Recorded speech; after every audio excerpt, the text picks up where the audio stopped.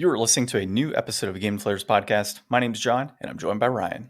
Hey, everybody, here at the Game Deflators Podcast. This week, we're looking at 3 of the coolest games on the slopes in this week's Triple Threat Throwdown.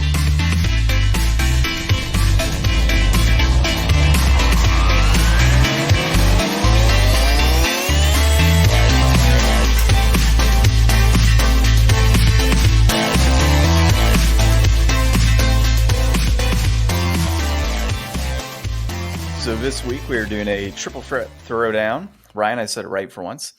If you have not heard one of these episodes and this is your first time listening, or maybe you have heard it before and you just want to refresh, we take 3 games, we pit them against each other in an in our head Mario podium, and we give an award for first, second, and third as far as which one of these titles is the best. And now we don't necessarily look at it and say, oh, because the graphics are good in this one, it's, better in this particular game, which you can in this instance make that argument. For 1080 Snowboarding on the N64, SSX Tricky on the PS2, and of course Snowboard Kids 2 on the N64. And Snowboard Kids 2, Ryan, and SSX Tricky are both sequels, which is kind of a follow-up to our sequel month that we did in August. So that's kind of cool. Well, hey, it was so good it deserved its own sequel. We should have done, dude, I wish we could have done like Cool Borders 2 as well, but I didn't have it, unfortunately. And that would have been pretty solid to get like a PS1, a PS2, and an N64 game. Like, that would have been cool. In retrospect, this is probably going to be like November. When we put this out? Oh, yeah. Yeah. So sequel month was a while ago. It's fresher for us. Yeah, it's totally fresh for us because we're recording September 4th. Yeah, if you're confused about all this, you can tell us about that. Online on Twitter and Facebook at the Game Deflators, on Twitter at Game Deflators, on Instagram and Facebook at the Game Deflators, or our out of date website. I applaud you, Ryan. You picked up your mistake and you owned to it. Unlike me. I remembered Twitter doesn't like the. Yeah, I couldn't lump it in there with crusty old Facebook and their, the superiority. Well, I like how you owned up to the mistake because, like, we just did a little pre-recording before this, and it was a couple minutes. I'm like, no, we're redoing it because I screwed up too many times. We got it.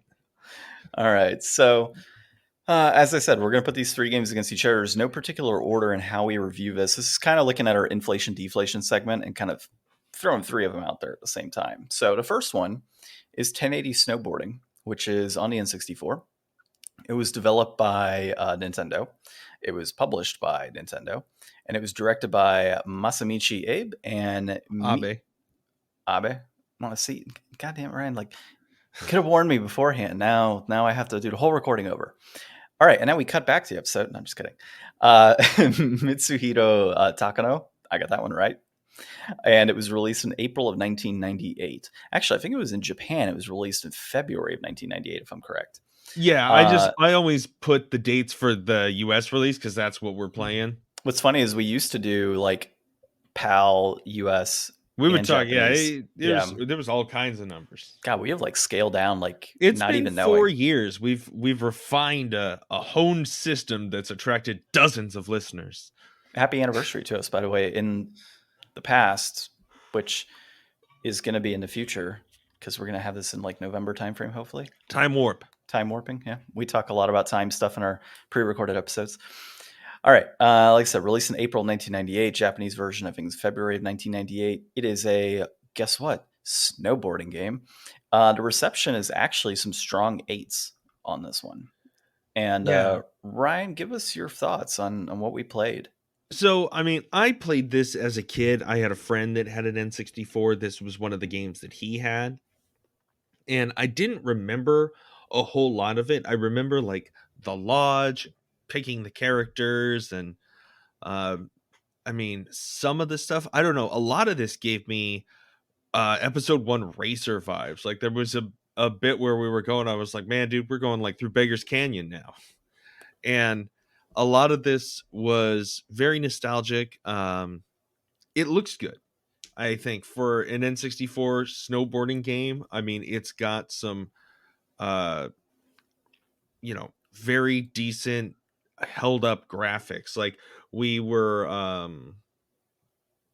I don't know, we were a lot better off in the single player. The split screen 2-player, that was really kind of hard on a modern TV. I imagine, if we were playing this on a CRT, it would have looked better.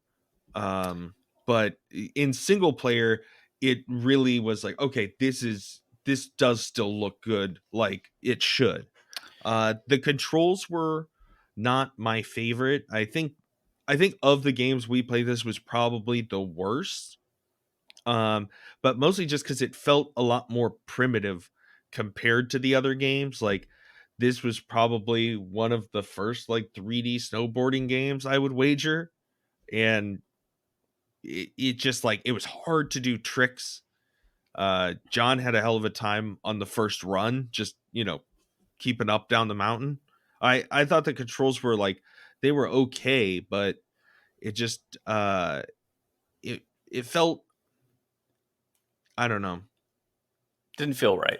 Yeah, it just didn't feel like later games would definitely evolve the genre. It also didn't have that kind of flair. Like, I feel like when Tony Hawk came out, it hit the ground running with like this style and attitude, and it really had that like skater vibe to it. I don't know about much snowboard culture stuff, and I don't know if that was really well represented. Like, it says in here that it had like deals with Tommy Hilfiger and one of the companies that make snowboards, so those were like plastered all over it, Lamar snowboards. So I don't know if a lot of snowboarders are into Tommy Hilfiger or not. Maybe that's part of the culture, but there just wasn't like when we got to SSX, and we'll talk about it more there, like it just oozed like excess and like you know tricks and combos, and this was really kind of just like a downhill racer. So Cool Borders, I was looking up because you had mentioned, 1080p being one of like the first ones. Cool Borders 1 actually came out in like 1996. So I keep saying 1080p too, but it's 1080 degrees. They yeah. didn't have 1080p graphics back then. We're talking about 4 full rotations. Yeah, dude, there's some other, like, I'm looking right now, like Rippin' Riders apparently is a snowboarding game on the Dreamcast. Like, I wish I had some of these in advance so we could really dive into it. I don't know, maybe another triple threat slope down in our future. I'm practicing my dad jokes, Ryan. Uh, so my overall opinion on this game is to yours. I kind of felt like it was one of the worst ones, but not necessarily. When you start looking at the negatives from some of the other games. But graphically, I did think it kind of held up. The 2-player mode, I agree with you. It was difficult, and we found that issue to be the same in Snowboard Kids 2 also. The tricks is really what got me, because the game itself only has, like, it's legitimately only 25 possible tricks in the game. And I know that, like, I remember playing Cool Borders, like, 2 and 3, and I want to say they had a lot more tricks and a lot more things you could do in those games. Of course, those are on PlayStation 1. So that's really why I wish we would have had that opportunity to play that. But they have also like a whole bunch of like downhill modes and tricks and other things, if I recall. But this game, like the trick attack, just you and I, like when we played the trick attack, I think it's trick attack, I had to go down the slope, and then we had to do a certain amount of tricks on like what seemed like not a whole lot of slopes to do tricks on, and not a whole lot of options for like grabs and spins. And then you get like a time bonus at the end. And like the course is like, oh yeah, it's 4,000. I think I hit 1,500 one time, and that was about it. So that kind of sucked. Like that didn't have a good feel for it. Us playing against each other in a race was kind of cool because of the downhill aspect and like just racing. If you didn't throw the tricks in there and you were just pure racing, I wish we would have had like more racers for our, 1v1 essentially. Yeah. Like if there was a field of CPU opponents, like, and the thing is, like, I don't remember Wave Race being just one-on-one. I mean, Pod Racer obviously wasn't just one-on-one. I mean, those were years, or I don't know when the other one came out. Pod Racer was a couple years later, but no, I think Wave Race was a launch title, wasn't it? Yeah, it was. Yeah. But I swear that had like a field of CPU racers. Everything had CPU. Or if it wasn't racers. a launch title, it was in like the first year that it was released. Did Pod Racers have 1v Like 1v1 with computers or no? You had like a bunch of racers on the field. It's been a while since I played it. I think you and I actually did it for the podcast a long time We ago. did, yeah. Like within our first year. So Mario Kart 64, though, when you go into multiplayer, like, with 4 people, you can only do 4 people, like, or 1v1. I don't recall there being like multiple racers at the same time in 1v1. Like, I don't think you can do that at all. So same thing with like Super Mario Kart, for example. So Obviously, you're saying that when you're racing around in Mario Kart like just you and with I, another person, nobody else is slinging banana peels as and shells. It's far as just the I two of know, you. unless I'm a dummy, which is quite possible. I don't recall there being more than like 2 racers at a time if you were just like playing with one buddy. So, all right. But overall, music in this game was okay. Graphics were pretty good. Controls, they were all right. I think for me, like, and I'm lucky I was playing on the Brawler 64, so it's a little easier for me compared to you. I can't imagine having to, toggle the one joystick, the Z button underneath, and then quickly transition over to like your C or your D pad to do anything. Like, I just thought that was terrible. And then also, I guess for you, it was a little easier as far as like maybe the C buttons might have been okay for you, like a little better than what I had. But I didn't overall, even really do anything with them, I don't think. I think you were in kind of a shitty situation with the control Yeah. you had to use compared to me for this. So, all right, I think that's good enough for 1080 snowboarding. Not exactly the best, and the fact that it was, I guess one other thing is that this was developed from like late 1990 or no, early 1997, and released in early 1998. So we're talking like under or just over a year of development for a title from the ground up. And like I know games like Majora's Mask, as you had mentioned earlier, were developed from, within the same like time period or similar time frame, but they at least had something to work on. This was ground up, it seems. And I wonder if that kind of contributed to some of the issues that we had present, some of the lack of tricks and other things like that, because they had such a tight window. What I was reading is that Nintendo was specifically pushing and pushing and pushing to get this thing done in time for like snowboarding season. They wanted a game to come out at snowboarding season. My thought on that is, why would you want a snowboarding game, which is supposed to be geared towards snowboarding fanatics, to When they're go out during snowboarding. snowboarding Yeah, you season? release it during the off season. Yeah, that's what you would think. So why push it during that time? And it sold. I I mean, want we to. got ours in April. I doubt there's a lot of snowboarding going on in April. I guess it depends on where you go. Yeah, no, you're right. February, March. Yeah, no, there is some snow in April. It just depends on where you are. Not I've where seen, I'm at. well, not where we're at, but like I've seen snow in April. All right, but that's that on that. Okay, brass tacks, Ryan. So we're talking snowboard. We're talking complete inbox 4565. That peaked at 5844 back in February 2022. That is trending slightly up. Who buys that though? Everybody buys an N64 in a loose state. That's going 1406. That peaked at an even $15 back in September 2021, and that's trending up currently. I don't know, man. $15. It's all right. I mean, you could pay, a lot more for a game on N64. You could pay a lot more for a better snowboard game. I mean, there's not really many snowboard games on the N64, are there? I don't know. I think Name another one. 3 Okay. on the N64. Well, Here, I'll do a quick search up because I want to say that's what I read earlier. yeah, I don't know. $14. That sounds probably like, a higher end. Historically, this game would be hanging out more around like the $10 range. I'd say maybe 10, $11 sounds better to me. I'll call this one inflated. Okay. It looks like in 1998 you had Big Mountain 2000. Actually, no, it wouldn't be 1998. It says released for Nintendo 1998. Others being, yeah, That's weird. Okay, so Big Mountain 2000, which was released in 1998, apparently for some reason. Snowboard Kids, not Kids 2, and then 1080. And then, of course, Snowboard Kids was released later on. So there were 3 initially that came out. As far as, 14 bucks, I'm going to say just right on this one.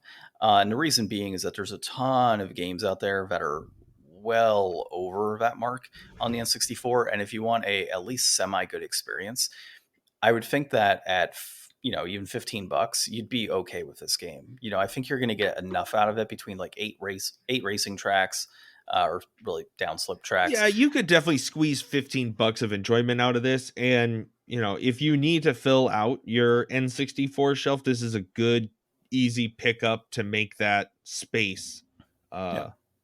more useful. Mm-hmm. All right, our next game here that we have is SSX Tricky, developed by EA Canada, and it was published by EA Sports Big. I got that done right. You did. Good. That was good. It was let me get the phlegm out of my throat after that one. It was produced by Larry Lapierre. It was Adam McKay Smith also helped produce this, and Steve, I don't even know if I want to pronounce his name. Rex Schaffner. Rex Schaffner, yeah.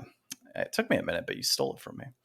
And it was released in November of 2001. So it's crazy. Is a 3-year difference here between 1080 Snowboarding and SSX Tricky, which it's being a sequel, obviously. And it's, of course, a snowboarding game. And the reception was around a 9 for this one. So I had never played this one. No, huge mistake on my part. What did you put? Is it the wrong date, Ryan? No, I put the GameCube brass tacks in here. Oh, for what? The 1080? For SSX Tricky. Oh, okay. Well, then that's fine. You fix that while I keep talking to people. Yeah, keep going. All right. So for me, SSX Tricky, I had not played this game yet. And I've owned it for a number. No, this one I haven't owned for a number of years. This one I actually picked up in a lot not too long ago. It was actually that collection back in, I guess it was a long time ago now when this comes out, but June, I want to say, is when I picked it up. Yeah, around June, I picked up like a $60 PS2 lot. Had a PS2 console, a Wii U, Smash Bros. Melee, and then a whole bunch of PS2 games in there. And I got it for like 60 bucks. So, no, 50 bucks. I remember now because I was able to talk them down. So this was one of the games that was in there. And I hadn't played it yet, but I had played the demo for like SSX, the original. And I remember enjoying it a little bit, back then, but not really digging it at the time because it wasn't my thing. But diving into SSX Tricky, I felt that this had a lot going for it. I felt that the voice acting component was great.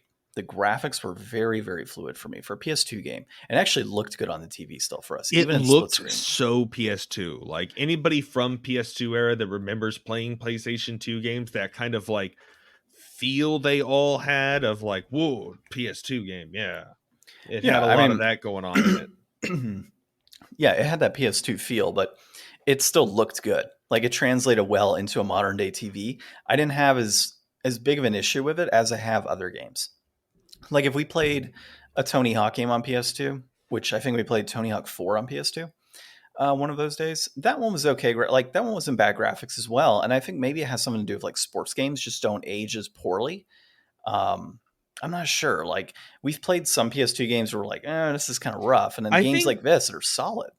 I think it has to do with like the style. Like this game has a style. It wasn't trying to be like anything that's trying to be like a war shooter or something is going to age because they're all like trying to be brown and gritty and real, but like that lasts for a season. Yeah. Until the next gen of that comes out. And then everything before it just gets wiped away. Like these were like caricature designed people, with like big proportions and like different like aspects. So like those type of graphics always hold up well.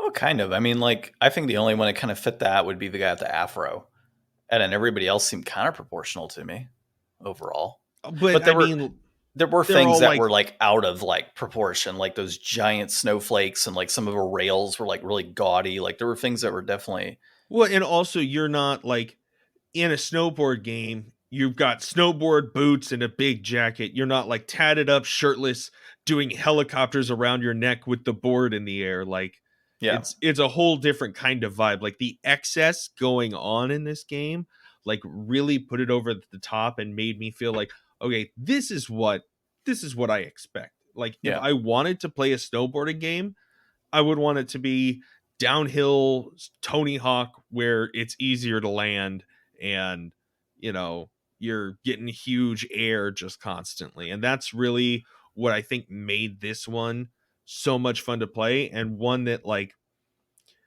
you know I think another thing that I can draw a comparison between this and 1080 is that like in 1080 the unlockable stuff, it's just like oh, here's like just a board, but none of the boards really look that good. Here's just like, here's a black square. It's going to be another downhill slope map, but like, what's it going to be? Probably something else kind of muted and like fine. But in SSX, it's like, okay, look at all these crazy characters. Like, I want to play this character. I need to unlock them. Oh, Well, and look at then these like, like cool places. Like everything in it that was unlockable was great to see. Like I missed that in games, seeing like all these like big list of unlockable stuff and like, oh, there's the grind. That's what I want to do. I want to get this character and I want to play on that map and I want to get this board. I want to get that outfit. yeah, like I had a hot dog board, which I Yeah. thought was amazing, Yeah. and I remember that with, again, kind of going back to Cool Borders 3 and such.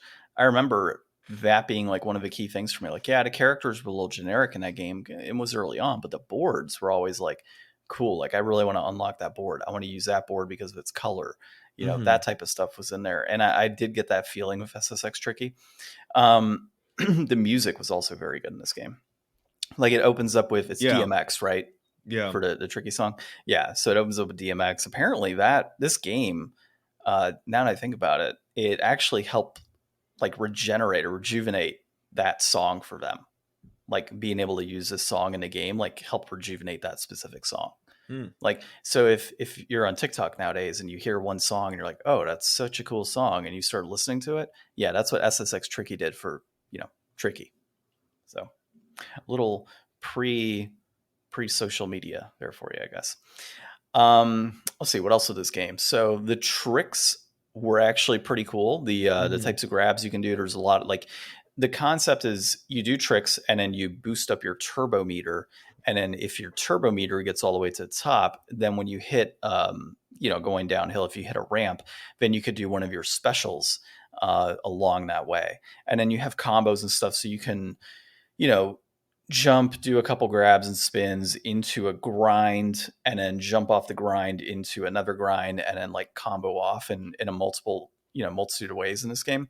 And of course, increase your point total in doing so.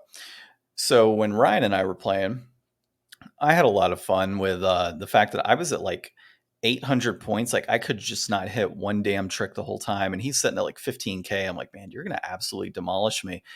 And then at one point, I just knocked out like 20K off of one trick and was ahead of him. Mm-hmm. That was a very good feel right there. A good feel good moment, I guess. The courses were huge and they had like all different routes you could take. Like I could imagine you could spend a ton of time just replaying any one of these levels and going all kinds of different paths, because like there'd be rails and stuff over your head and like ramps and stuff off the side, and they'd be like telling you like, oh, if you go off course, be prepared for a challenge. And it's like, this seems like a really fun game to go into, explore around, and kind of get lost in those systems. I really feel like this is something I would have liked a lot more when I was younger, and I kind of regret not playing it at the time then, because it's probably not something that I would really dig my teeth into now, just because I'm just a lame gamer, I guess. Like, even though that was a ton of fun, I wouldn't make the time in the day to really go get into it. But I really would have loved to be able to sit down the way I did with friends on a weekend and play this with them the way we played Tony Hawk. I just realized, I think it said DMX for Tricky. It's actually Run DMC. Like, it was just going through my head of like, wait, that doesn't sound right. Like No, yeah. DMX doesn't sound like that. I don't know music. I just nodded and agreed and let you walk into that hole. I'm I sorry. don't I don't know rap, so like it always kind of hits me. But Tricky's a good song though. So that's Run DMC actually. So correcting myself for all of you that were like, that's not the right artist like 4 minutes ago. Yeah, well, I got it right now, people. If you already left an angry comment, let us know. Yeah, they just already switched it off. Like it's done. They're not even gonna hear this apologetic, I got your music wrong. I'm sorry. Like not even close to the genre I listen to. So a little bit, I guess, about the game itself. So SSX was, of course, released on the PlayStation 2 as I think it was a launch title or pretty damn close. It was exclusive at the time. And then SSX was released on GameCube, Xbox, SSX Tricky on GameCube, Xbox, and PS2. And it got a lot of praise on the PlayStation 2, of course, because I think it was probably initially developed for that. The GameCube and the Xbox got favorable reviews. And I want to say it was released on the Game Boy Advance as well, which if it's this one or a different one, it got It's this horrible one. reviews. It's this Yeah, one. it's got Yeah, a 66. it got bad reviews. But like you can't translate this type of game. It's like when I played Hit and Run with old ass retro gamer Christopher Pico on an episode. You can't translate certain things to the GBA and expect it to be the same. Like you have to take it with what it is. Yeah. And sometimes I wonder if like these critics and people reviewing like GBA games that have been brought over just like, oh yeah, it's really bad because if you compared it to the PlayStation 2 or the Xbox, like I think if you just went into it just kind of fresh, some of those games might actually not be like a 66. It might be a little better considering what you're playing on. I But mean, I don't think so because like usually those are developed by whole different studios and they're different games. Like often you'll get a game on a console and then you'll get like a platformer I'm on a saying like the GBA and they're both the comparison. same title. I know, I but don't I'm saying think like the comparison aspect. Like, Yeah, are but I don't people? think anybody sat down and played the GameCube one and then sat down and played the Game Boy one and was like, these are not No, the not same. necessarily. But I mean, there's got to be like in the back of your head, you got to think this is not a good port to this particular Well, it's console not a or port. handle. I know. I mean, like porting over the title. That's what I mean. Like, it's just. I wonder if that's a factor for some people with these reviews. I haven't played the GBA version, and maybe we should at some point to see like how bad it actually is, and not do a pure blown like, oh well, I played this and enjoyed it on PS2, but now I'm playing GBA because that's the opinion I always took when I was younger. If I played a game that was the same exact title on like GBA versus PlayStation 2, and I didn't take it from a It's fresh less than lens $10. on what the GBA, Yeah. I'm gonna spend $10 on that. It's got 66. I mean, if I come across it, then yeah, we'll look at it. But I don't. That's just my thought.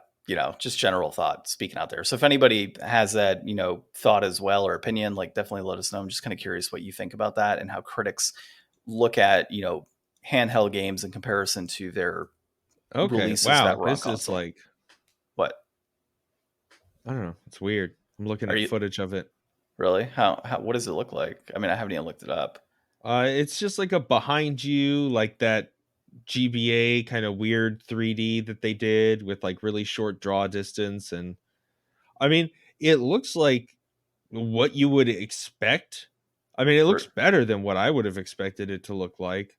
yeah, so Maybe it, yeah, I'm looking at it now. So like, is that yeah, I see 3.766, but like, actually, I might have this.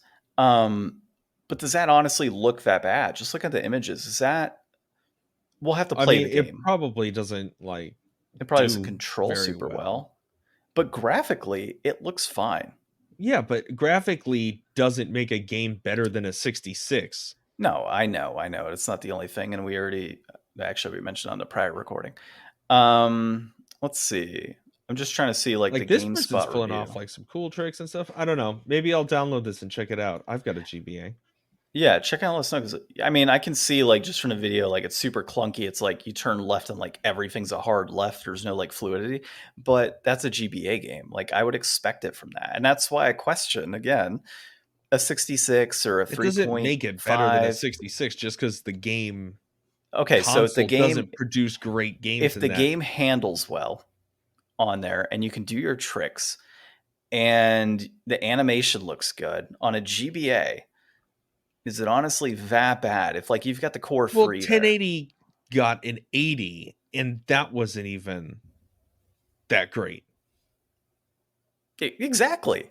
So like Can't this be around an 80 on a GBA? I think this is one of those things that is affected by it was released on other titles and it's a GBA version of it and it gets shit all over because it's a GBA version. That's what I think. I guess. You download it, you tell us. You tell us You on. download it, you tell us. I can't download it. I don't have it on. You're the one defending it here. I don't. Well, then you download and I'll play it. All right. All right. Brass tacks. Brass tacks. I'll do it. Go ahead. I got it. So did you put the correct one this time? Yes, I did. Okay, thank you. Complete in box 1647. It peaked at 2520 in May of 2020. It's holding steady right now. Loose, you're looking at 1169, peaked at 1656 in June of 2020. And that is trending up. I imagine that'll probably go steady after a bit as well. Let's see, 1647. Yeah. Yeah, I agree. I think that's fair. If the last game was worth $15, this one's worth $15. Well, plus or minus $1 either way. Then that would make it inflated. That would make it inflated then. I said plus or minus $1 either way. The last game was 14. This is 16. Then that would be that 1647, Ryan. The last one was 15. You said plus or minus $1. That means I'm going to reach through this screen and slap you, John. Hey, it's not my fault you're bad at math. I think this is definitely worth it. Okay, so then this is deflated. And we'll say for Ryan a cool price. It's not of $17. It's not deflated if I say it's just right. Well, I'm going to say it's deflated, so now it's deflated. So you think that this is worth? You would pay more than $16.47? I would pay $17.50, Ryan. $17.51, Bob. All right. Look, honestly, if you found this game for $20 at your store, and I'm talking pristine condition, all right, like manual's crisp, game is clean, exterior artwork is super clean. If you found that for $20, go for it. I think it's worth it. Okay, so if you found it in a reasonable condition like a human would. Yes. $20. No, you just said pristine. Okay, fine. Pristine. $20. See, I could play too. All right, so we'll take your $16 and my $20. That makes 36. We'll average it out to 18, which makes this game deflated. Perfect. Yeah. All Damn right. You, and you're just right. So last up, we got Snowboard Kids 2. I don't have any exposure to this game. And the developer, Rakjin, published by Atlas, produced by Hiroyuki Tanaka. This released back in March of 99. Again, it is a snowboarding type game. Who would have thought that we'd have 3 snowboarding games in the snowboarding episode? And the reception, 6 to 8. You know, this is a weird one. I admire the kind of genre mashup here. They went kind of like for a Mario Kart X snowboard game, and I dig it. We ran into a little trouble with some of the split screen, made it kind of hard to see when like the ground is all white. It makes it hard to see kind of where anything is in front of you until you're almost upon it. But in single player, it looked a lot better. It's fun having kind of it's so weird because like you expect, okay, it's all downhill, but then you get down to the bottom of the hill and you've got to go like right into the right spot so that you can get on the ski lift to go back up to the top for the second lap. And if you get down there, you got to like hop over into the corner because you can't just resume momentum. The items weren't, I don't know. I had a hard time with the items. It was hard to hit the item boxes for me. And then oftentimes I was so far in the back, it was hard to find people to hit with the items too. So before I give my opinion here, I just want to point out you have 1, 2, 3, 4 typos in your notes. And this explains a lot from whenever I go through and misread crap. You're not reading my notes. You said all your notes are in your head. They are in my head, and I don't write them down for errors specifically for this reason. I'm just laughing because like You just misspelled aesthetics by adding an equal sign, Ryan. What are you doing? And now it looks like it's almost athletics. There's an E after A.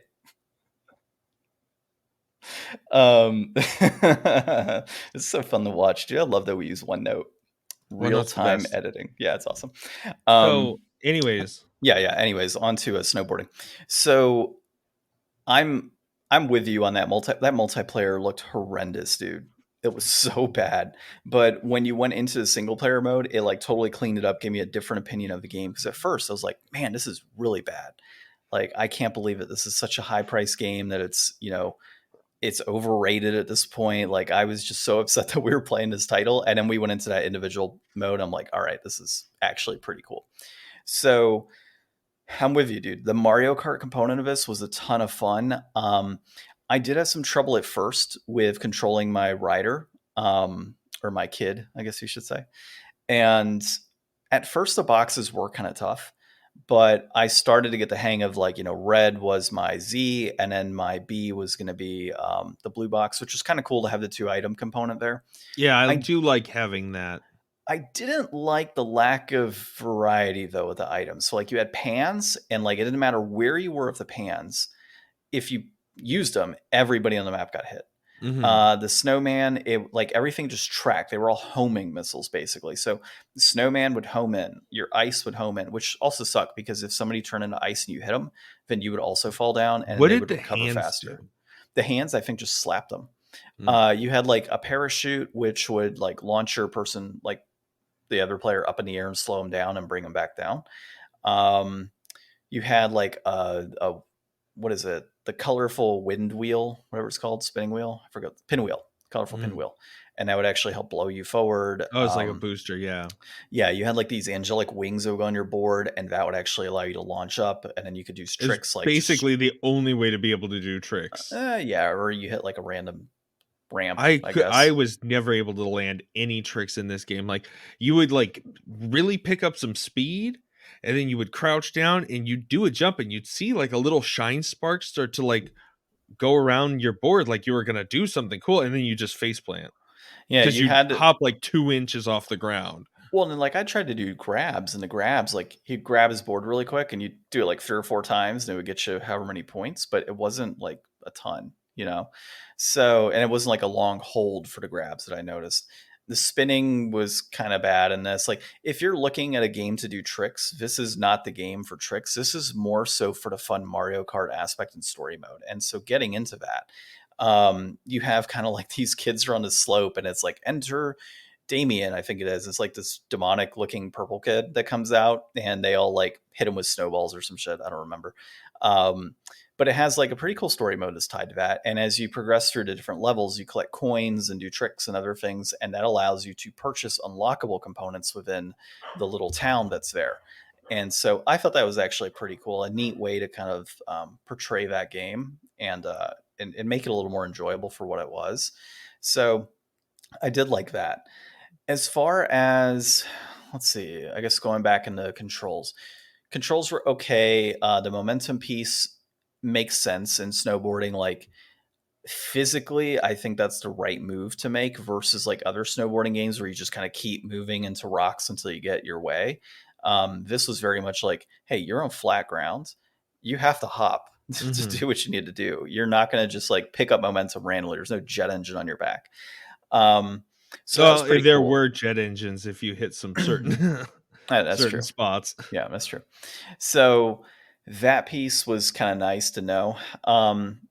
Getting up, like recovery was really poor in this game. There were times where like because of the momentum component, um, it was just like it sucked. Like you would get hit, and then you're just like stuck, and you're And like, then all you right, get I hit gotta again. pick moment. Yeah, and then you get hit And then you again. get Like hit again. I got hit with the dreaded like multiple attacks right at the finish. I was so angry, dude. I was in first place. Ryan hit me, I think, or no, somebody else hit me because you came in second that match. So somebody else hit me. I get knocked down. I get up like right at the finish line. Ryan flipping hits me, and then the other guy passes right after. So I end up getting fourth place. I was in first place in our first race, and they absolutely demolished me right at the finish line. I was so pissed.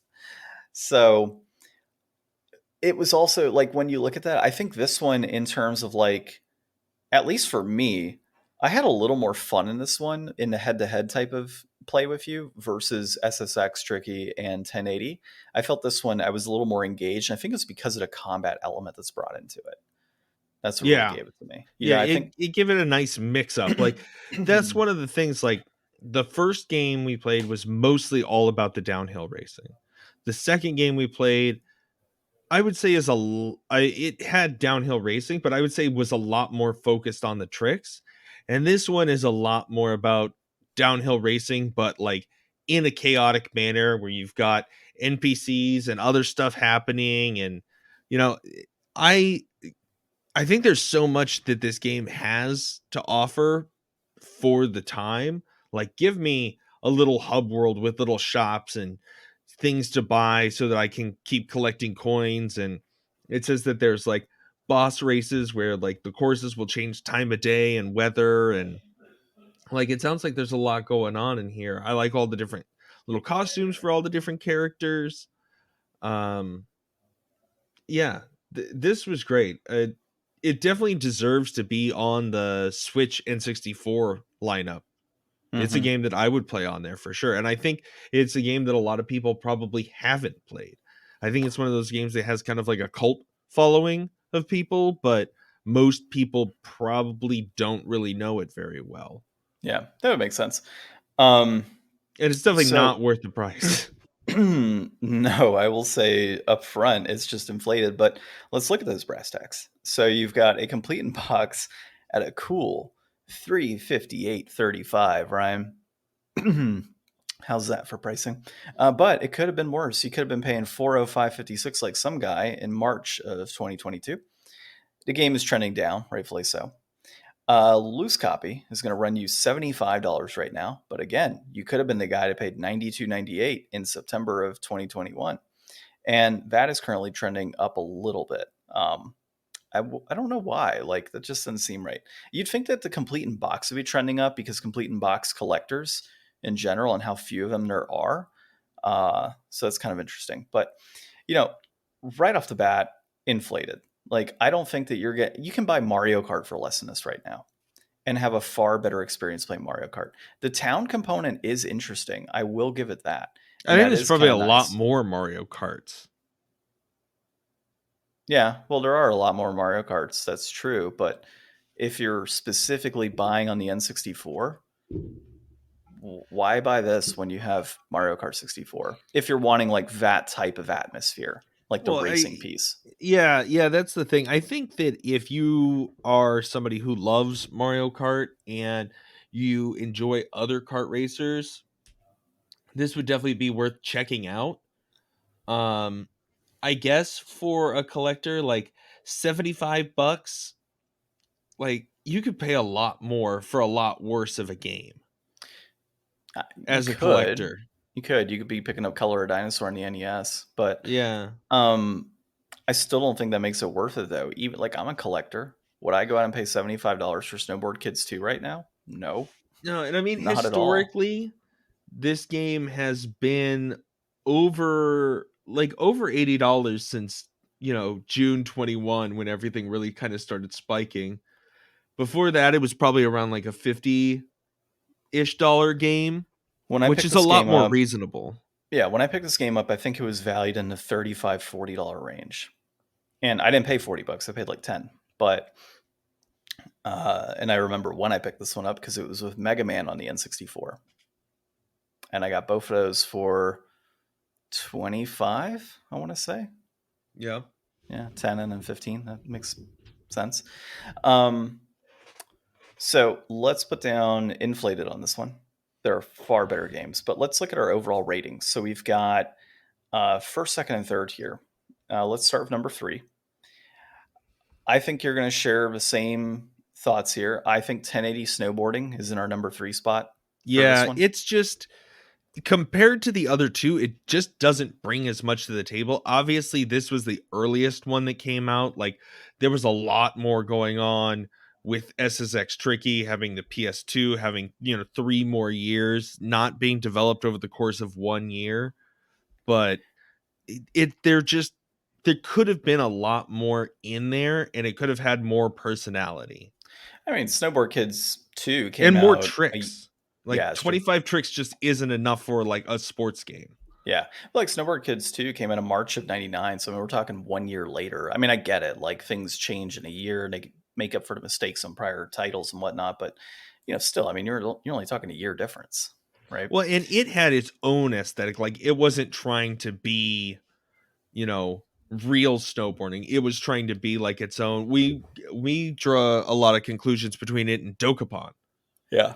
because they've got that same kind of like quirky kind of vibe, or like Bomberman kind of vibe to it too. Like it's got that, you know, Or even Speed it's Punks. a full world. Like I feel like these characters and this world all make sense together. Yeah. So in our number 2 spot, I think Snowboard Kids 2. Definitely. Okay, cool. Yeah. As we just kind of said, it's got a little bit more going for it. It's got the town. Graphics are actually pretty decent on this game. But overall, when it comes down to the tricks and other things you'd want to do with snowboarding, it kind of lacks in that area. And so obviously our number 1 spot here would go to SSX Tricky, specifically for snowboarding titles. And, just kind of hit on it again. You're getting a lot of everything. You're getting the downhill racing component that comes with the 1080. You're getting, not necessarily weapons, but you are getting the ability to like hit your opponents that you're racing against. And Oh by the yeah, way, there's like shoving and stuff. we didn't cover this, but the CPUs actually become more hostile towards you as you continue shoving and create these rivalries as you're going down the slope. So you do have that piece that's tied in there. Not to say it's the same as, Snowboard Kids 2, but you have that. Unlockables, being able to complete for like gold medals and do tricks and bonuses and everything else that you do to be able to unlock additional characters, I think makes that very worthwhile. You don't have that town aesthetic, but you do have the unlockables, which is cool. This And is then, if the one game that really has like a sense of mastery. Like yeah, you feel like if you put a lot of time into this game, you would get good and be able to do and see impressive stuff. And none of the other games really, like, you kind of just get what you get with them. yeah, and I know we're gonna get hit with like, well, you reviewed 2 N64 games compared to a PS2 game, and I think that really kind of speaks to some level of, if you look at it, I mean, it's really a 3 year and 2 year difference. I think that really speaks to like what Sony did with its technology to go that far in that short of time to have such a solid title. And it's one of the reasons I wanted to, I mean, my copy of Cool Borders 3 needs to get buffed out, but like I wanted to play Cool Borders 3 to give us a perspective of both N64, PS1, and PS2.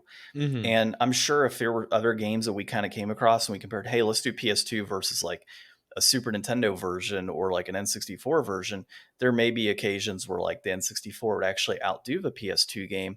And it's not just based off graphics. I mean, it really is based off of gameplay and such. Oh yeah, this is way more Yeah. about like the game and how like it feels and holds up and whether it's worth, collecting than it is tech spec versus tech spec in a side by side. Yeah. And if we would have put, for example, instead of SSX Tricky, if we would have put Cool Borders 3, I probably, because I had played a lot of Cool Borders 3, and it's not for nostalgic reasons that I would do this, but I would have Cool Borders 3 above both of these games as well, because it purely has more going for it than the other 2 games do.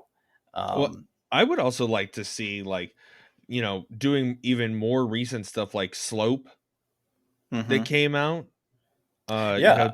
Something that's like the premier snowboarding game now, like is definitely not in the same kind of style as SSX Tricky.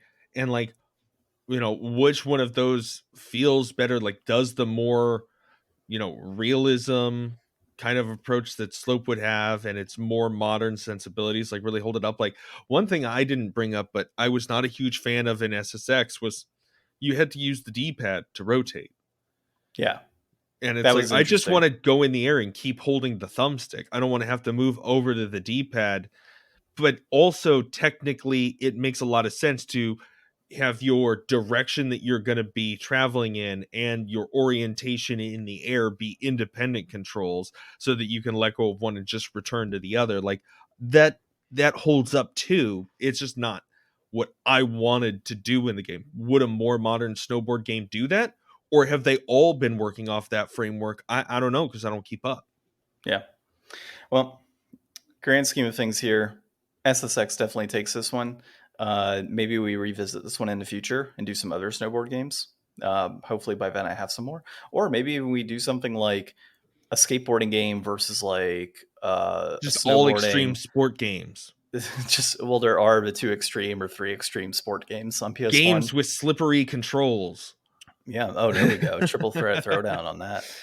So Games with the best ice physics.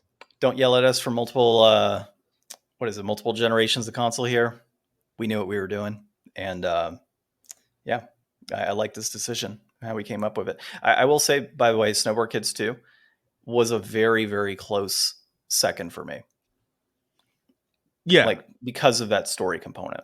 Like, that was definitely, if the tricks were just a little better, it probably could have taken at number 1 from SSX Tricky for me, just because of like the lack of tricks. That's really what got me. I feel like any kind of nostalgic connection to it would probably make it first place for you too.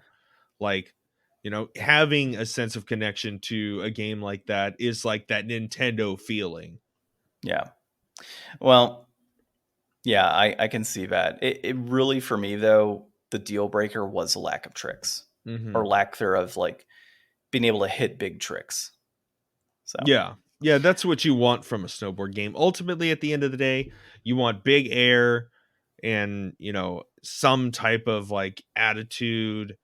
That's what I feel like snowboarding is about in my mind.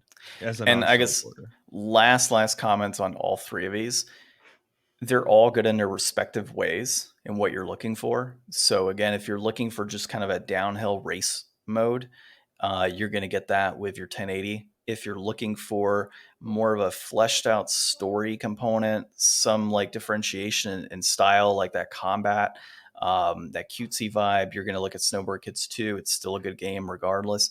And then SSX Tricky is really going to get you like that in your face snowboarding, exciting, big air tricks and the commentary and all those other things that come with it. You're going to get that with Tricky. So I think no matter which direction you go, you're going to have a good time with these titles. It just depends on what's in your, what's your taste really for snowboard games, if any. So, all right, man. Well, another successful triple threat throwdown. I don't know when it's being released. Maybe November. We'll find out. Depends on scheduling. But this has been a new episode of Game Deflators Podcast. My name's John. I'm Ryan. And thanks for listening.